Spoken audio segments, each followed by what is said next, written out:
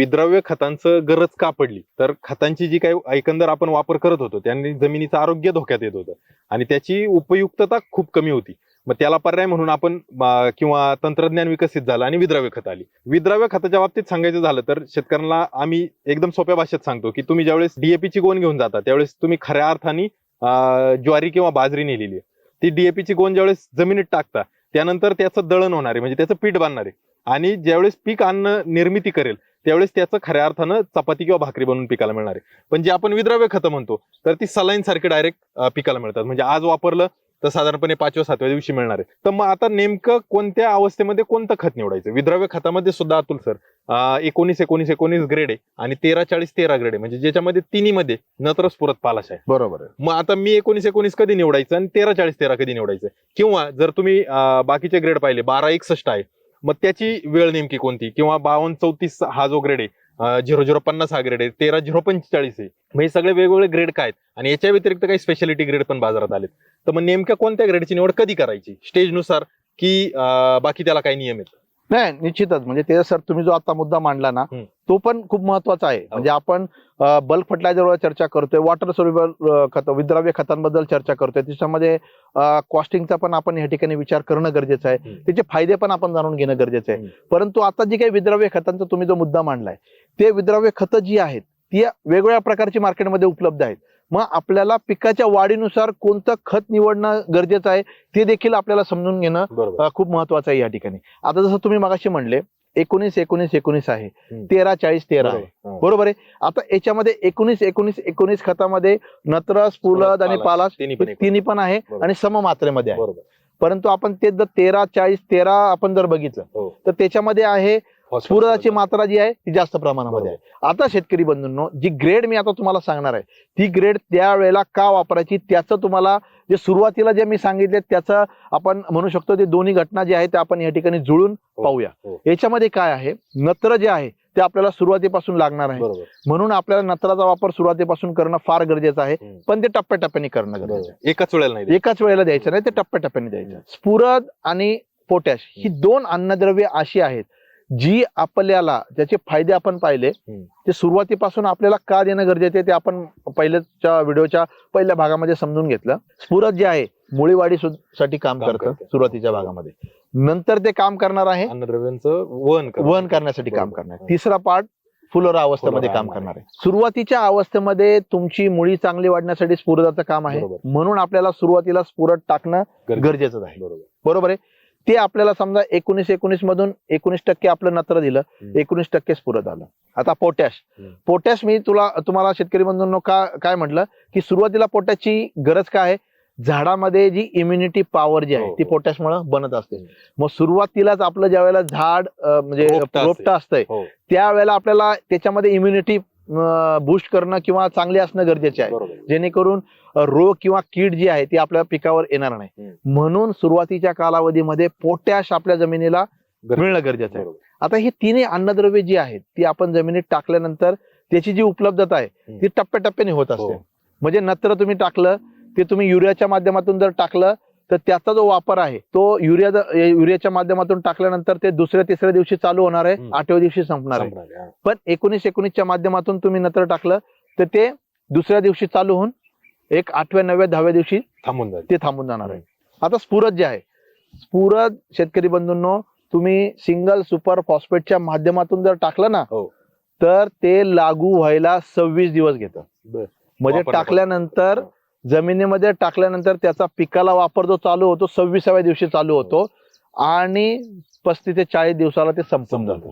हेच जर तुम्ही विद्राव्य खतांच्या माध्यमातून जर स्फुरद झालं, म्हणजे आता आपण 19-19 मधून 19% जे स्फुरद आहे ते तुम्ही तुमच्या जमिनीमध्ये सुरुवातीला जर वापरलं ना 7व्या 8व्या दिवशी स्फुरद तुमच्या पिकाला लागू होणार आहे आणि 15व्या दिवसापर्यंत ते संपणार आहे. म्हणजे आपल्याला सुरुवातीला जे आपण बल्क फर्टिलायझर टाकणार आहे त्याचा वापर नंतरच्या कालावधीमध्ये आहे.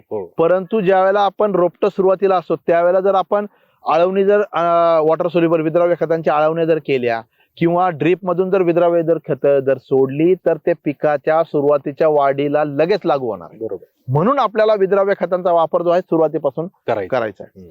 पोटॅश जे अन्नद्रव्य आहे ते म्युरेट ऑफ पोटॅशच्या याच्या माध्यमातून जर तुम्ही पोटॅश दिलं शेतकरी बंधूंनो ते लागू व्हायला 45 दिवस घेतं. बरं. म्हणजे तुम्ही ज्या वेळेला बेसल डोस टाकता किंवा त्याच वेळेस, पेरणी करता किंवा लागवड करता त्याच्या सुरुवातीलाच तुम्हाला एमओपी टाकायचे तर सुरुवातीला टाकणं गरजेचं आहे. हो. सिंगल सुपर फॉस्फेट किंवा डीएपी टाकायचे तर सुरुवातीलाच टाकणं गरजेचं आहे. बरोबर. जेणेकरून ज्या वेळेला तुमची फळधारणा होणार आहे त्यावेळेला ते आपोआप झाडाला होईल. लागू व्हायला लागेल.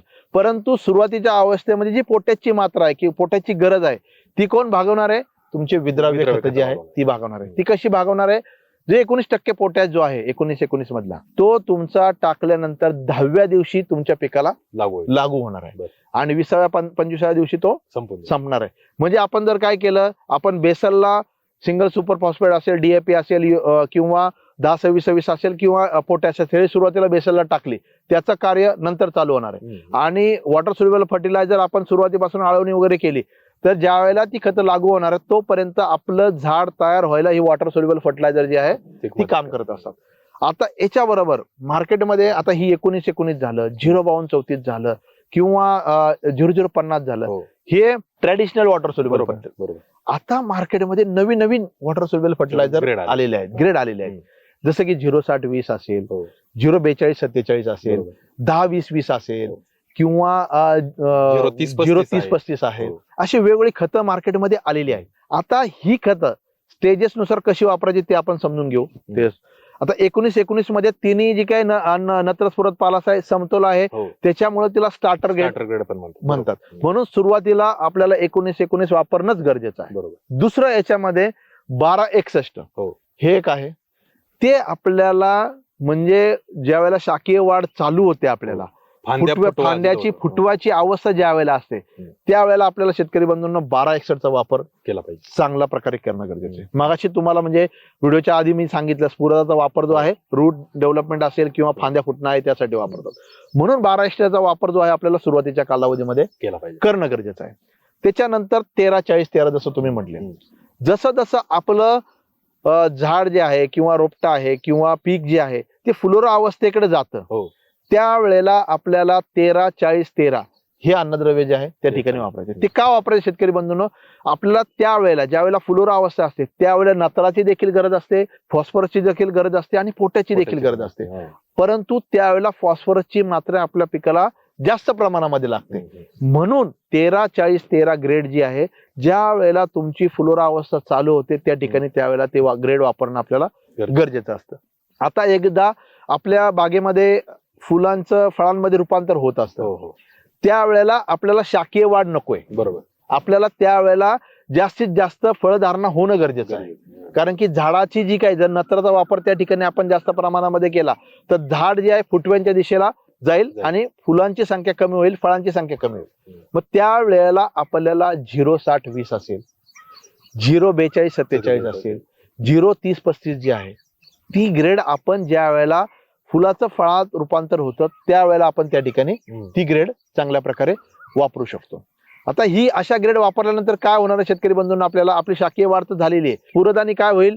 मुळींची वाढ होईल, थोड्याफार प्रमाणात फांद्या वाढतील, फुलं वाढतील आणि पोटॅश जी आहे त्यावेळेला जी झाडाची इम्युनिटी पॉवर आहे ती खूप चांगल्या प्रकारे करेल, वाढेल. त्यावेळेला ज्या वेळेला फुलं लागतील त्यावेळेला रोगराईची जी संभावना आहे त्या ठिकाणी आपली कमी होणार आहे. म्हणून 060-20 असेल, 042-47, 030-35 ह्या ग्रेड त्यावेळेला तुम्हाला वापरणं गरजेचं आहे.